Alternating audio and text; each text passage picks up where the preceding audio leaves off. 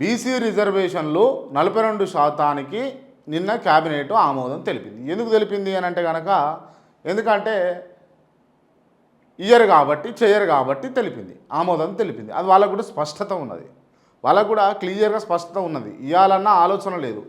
ఎందుకు అన్నారు అని అంటే, ఎందుకు అన్నారు అంటే లోకల్ బాడీ ఎన్నికల గురించి క్లియర్గా అన్నారు.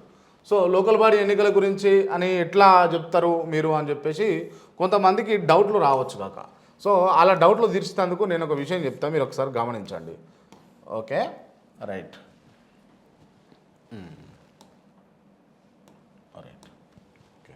మీరు మొదట గమనిస్తే కనుక ఎలక్షన్స్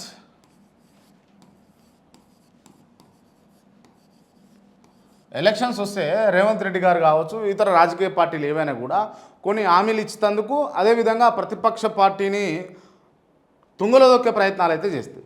ఎంపీ ఎలక్షన్ల సందర్భంలో అధికారంలోకి కాంగ్రెస్ వచ్చిన తర్వాత ఎంపీ ఎలక్షన్ సందర్భంలో ఫోన్ ట్యాపింగ్ విషయాన్ని తీసుకొచ్చారు.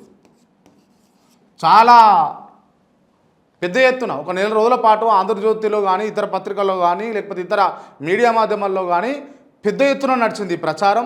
ఈ ప్రణీత్ రావు అని, లేకపోతే భుజంగరావు అని, తిరుపతి అన్న అని, లేకపోతే ప్రభాకర్ రావు అని, లేకపోతే ఇట్లాంటి మస్తు మంది వెళ్ళిర్రు. మస్తు మంది వాళ్ళు వెళ్ళిర్రు. వాళ్ళని అందరినీ కూడా అరెస్ట్ చేయాలి, వాళ్ళని జైల్లో పెట్టాలి, వాళ్ళ నుంచి ఆధారాలు సేకరించాలి, ఆధారాలని మూసీ నదిలో కొట్టుకుపోయిన మూసీ నదిలోకి తీసుకురావాలి, ఇవన్నీ చేసిర్రు.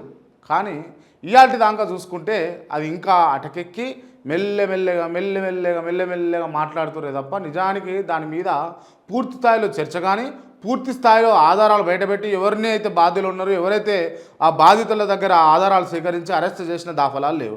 అది కేవలం రాజకీయ కోణంలో ఇన్ని రోజులు వాడినట్టుగా మనకు క్లియర్గా కనపడ్డది.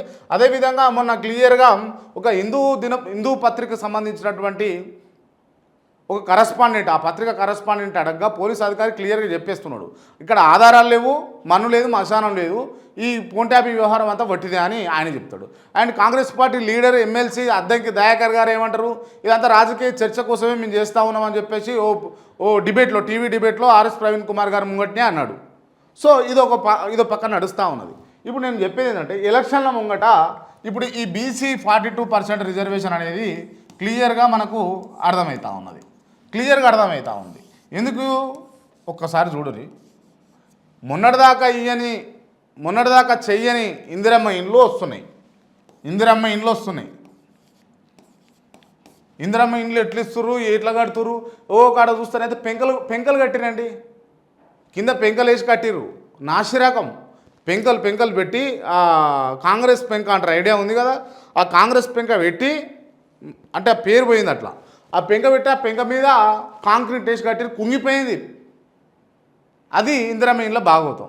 ఇక మళ్ళీ చూసుకుంటే ఇప్పుడు ఇక ఇది చేస్తాం, అది చేస్తాం, మొన్ననే రైతు బంద్ వేయడము, ఇవన్నీ కూడా దేని గురించి? లోకల్ బాడీ ఎన్నికల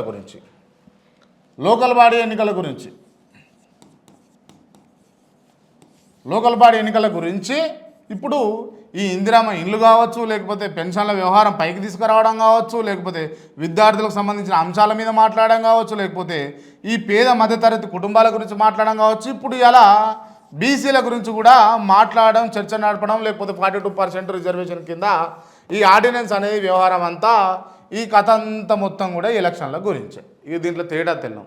ఇక అది ఎట్లా అని అన్నది మీకు ఒక్కసారి కళ్ళ కట్టినట్టు ఇక చూపించే ప్రయత్నం చేస్తాం. ఒకసారి చూడాలి, మీరు తెలవాలి ప్రజలందరికీ కూడా. అంటే ఇస్తే ఏమనం, ఇప్పుడు బీసీలకు 42% రిజర్వేషన్, ఎవరెంతో వారికంతా అది ఇవ్వవలసిందే ఖచ్చితంగా. దాంట్లో అసలు నేను మొహమాటంగా చెప్పొచ్చు ఇది. కానీ మీరు ఎప్పుడు చెప్పిర్రు? మీరు అధికారంలోకి వచ్చి ఎన్నేళ్ళు అవుతుంది? ఎన్నేళ్ళ నుంచి మీరు ఎప్పుడు చెప్తున్నారు? ఎప్పుడు ఇస్తామంటున్నారు? ఇవాళ ఎందుకు ఇస్తామంటారు? ఇది కొంచెం ఆలోచన చేయాలి. ఎందుకు అనంటే, ఎట్లయిపోయిందని అంటే చెప్పన్నా, మీకు అర్థమయ్యే పరిభాషలో చెప్పాలంటే, ఓ పంచర్ కొట్టు ఆ వ్యక్తి ఏం చేసిండు, 10,000 ఇచ్చి జీతగాన్ని పెట్టుకున్నాడు. ఎందుకు పెట్టుకున్నాడు చెప్పనా? ఈ పంచర్ కొట్టు నుంచి అటు 5 కిలోమీటర్లకు, ఇటు 5 కిలోమీటర్లకు ఆయనకు 10,000 ఇచ్చి జీతానికి పెట్టుకున్నాడు. ఎందుకు పెట్టుకున్నా అంటే మూలలు